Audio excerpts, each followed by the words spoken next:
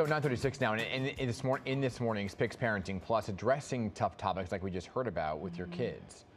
Yeah, children may have questions about that tragedy in Australia and the deadly shooting at Brown University. We are joined this morning by Sharon Thomas. She is a licensed professional counselor who can give us some pointers on how to address their concerns and speak to our children about these topics. Sharon, good morning, and thank you so much for being with us.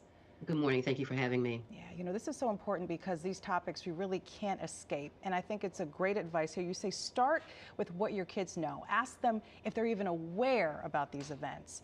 When doing so, how do you approach that conversation? How do you get it started? Well, the kids automatically will have questions because we see on social media all the events that play out in the world. Unfortunately, I don't think that's a good thing. And it's being talked about in school. So basically, it's everywhere. So you know that they're going to have questions. And so you want to make sure you keep the atmosphere at home open to the dialogue and ask them what it is that they already know.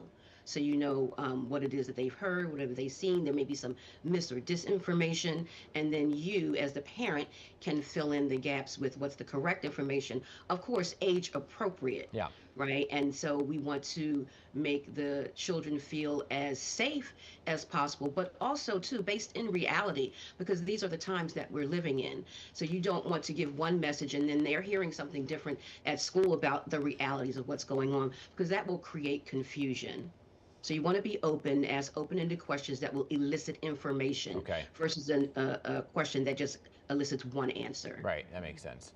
You know, and 6 teenagers are recovering after being shot during this Sweet 16 celebration in Brooklyn. And you say that secondary or vicarious trauma is actually real, right, when it comes to these type of incidents. But what does it mean?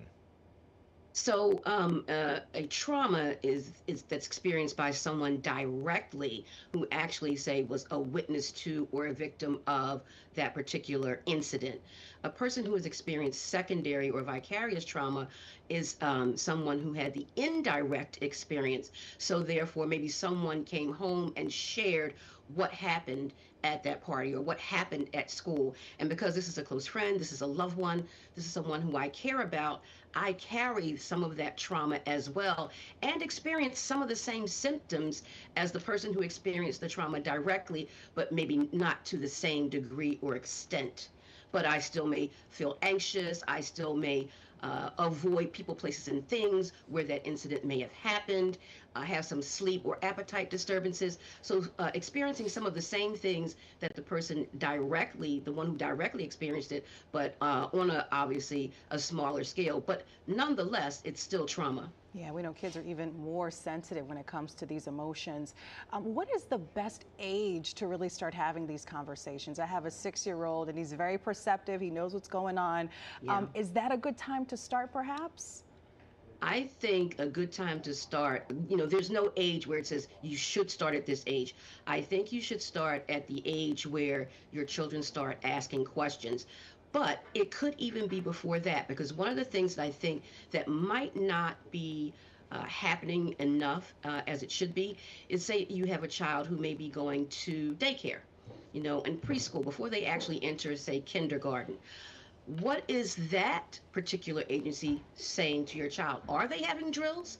Because we know these types of things can happen anywhere in our society now. So if your daycare are having some type of drills, then you want to reinforce that at home to help your child to understand what that's all about, not create fear, but these are some things. It's just like having a fire drill. We do it for safety, right? And we want you to be prepared for anything that happens. So I think parents should really investigate their daycare centers, all child care centers. What are you doing to prepare in case of a disaster? So at home, you can be informed and you know how to follow up with the conversation. Or if you want your child even in that type of atmosphere. Yeah, and so what if they don't, right? What if they're not addressing it and your child doesn't know what's going on? Do you not broach it because they don't know? And well, I think it's really up to the parent, but I would address it at an early age. Even, you know, before entering kindergarten, just to let them know that this is what you may be experiencing at school. You're going to have some fire drills, you're going to have these other drills in case there's an emergency. So you want to be as prepared as possible. So you're letting the child know that they want to be as prepared as possible to be safe, because anything could happen. And again, once they're matriculated into the community, they're going to hear things. But you want your child to hear it from you, so you know how you're educating your children, as well as you want to get involved with the school to hear what the school has to say and how they're educating your children regarding these types of crises that may occur, so the two of you can be on the same page. Yeah. And also, too, what type of services do they have for children post an event? Right, getting ahead of it as a parent is always a great idea, Sharon. Absolutely. And when we talk about the parameters and support in the school, we know there is community counselors and actually in-school counselors, because not every school can have a dedicated counselor. What's the difference between those two? Well, school counselors are educated around education. Their clientele are kindergarten through 12th grade, and they counsel around career issues. They counsel around the education, the academics at school, as well as social and emotional issues such as bullying, and it's more short term.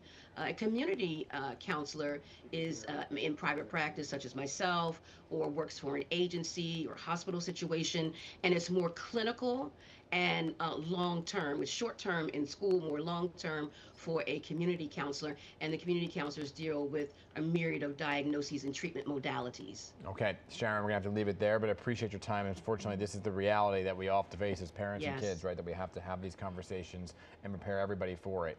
Thank you for being here. Thank you.